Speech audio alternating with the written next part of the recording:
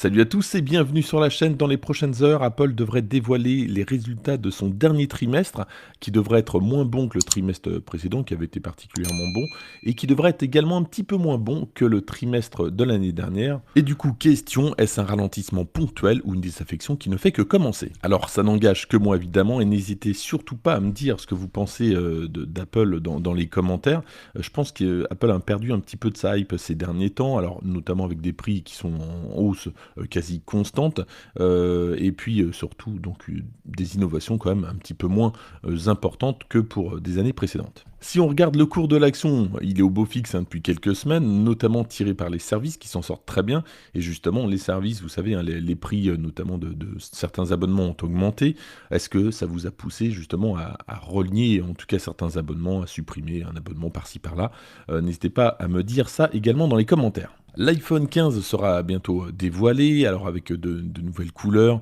On sait qu'il y aura toujours la distinction entre les pros et les pas pros concernant le processeur, donc A17 pour le pro, A16 pour les non pros. Et puis l'arrivée surtout de l'USB-C qui est assez attendue, contrairement à l'arrivée du Lightning à l'époque, donc, qui avait été quand même un petit peu plus sujette à réflexion. Là, beaucoup de personnes attendent l'USB-C avec impatience. Alors, est-ce que l'USB-C va suffire à générer des ventes? Je suis pas persuadé. Je pense pas que des personnes se disent tiens, il y a de l'USB-C donc forcément je vais acheter l'iPhone. Par contre, pourquoi pas certaines personnes qui avaient sauté une génération ou deux, qui attendaient justement l'USB-C, puisque ça fait quand même des années qu'on en parle, hein, donc qui n'avaient pas acheté le 13-14, là se disent bon, ça y est, c'est le moment, je vais acheter le 15. Mais d'après Minchiku, hein, donc on voit dans Mac Rumeur, qui nous explique en gros, d'après ses sources d'approvisionnement, il semblerait que le nombre de commandes ne soit pas plus élevé que pour l'iPhone 14, voire un petit peu moins.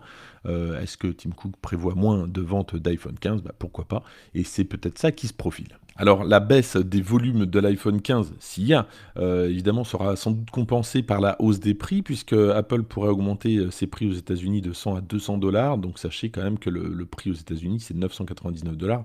Donc juste en dessous de 1000, nous, ça fait un moment qu'on est au-dessus des 1000, évidemment.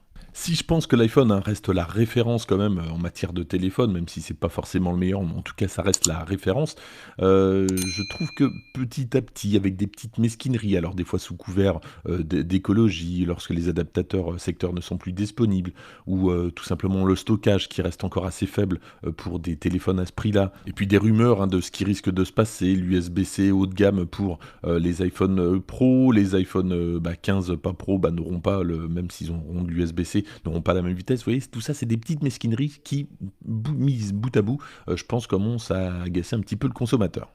Alors, je vous l'ai dit, hein, il y a quelques jours, j'ai acheté une Apple TV de troisième génération, une Apple TV 4K de troisième génération, et j'avais complètement oublié qu'il n'y avait pas le câble USB-C de fourni. J'ai été un petit peu surpris.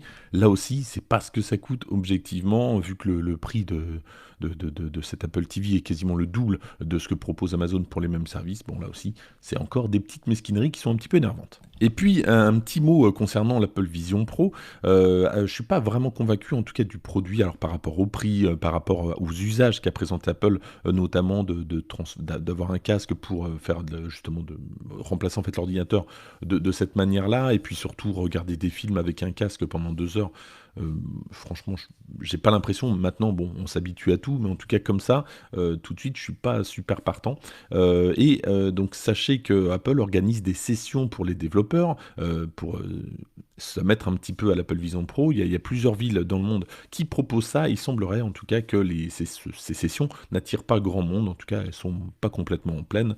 Donc, c'est peut-être un autre signe que l'Apple Vision Pro ne prend pas. Alors comprenez bien, hein, je ne changerai pas mon Mac contre un PC. J'ai testé un mini PC il y a quelques temps et objectivement, je préfère nettement macOS à Windows 11. Je ne changerai pas non plus mon iPhone contre un Android. Mais je trouve que les produits Apple ont baissé en intensité d'excitation, si je puis dire. Je pense à l'Apple Watch, la série 8, la série 7, objectivement, n'a pas apporté grand-chose par rapport à la série 6.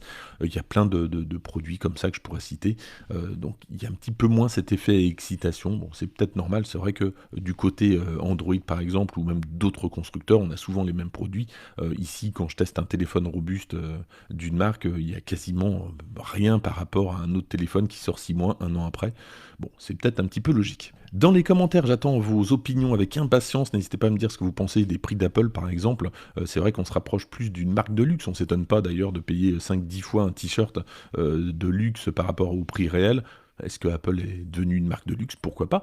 Et puis n'hésitez pas à me dire ce que vous ressentez justement sur la politique Apple en général. Merci d'avoir suivi cette vidéo un petit peu spéciale et n'hésitez pas à la liker, à la partager, à vous abonner. Et moi je vous dis à très bientôt. N'hésitez pas à vous abonner sur la chaîne si ce n'est pas déjà fait et à like et à commenter cette vidéo pour me soutenir. Merci beaucoup et à très vite pour une nouvelle vidéo.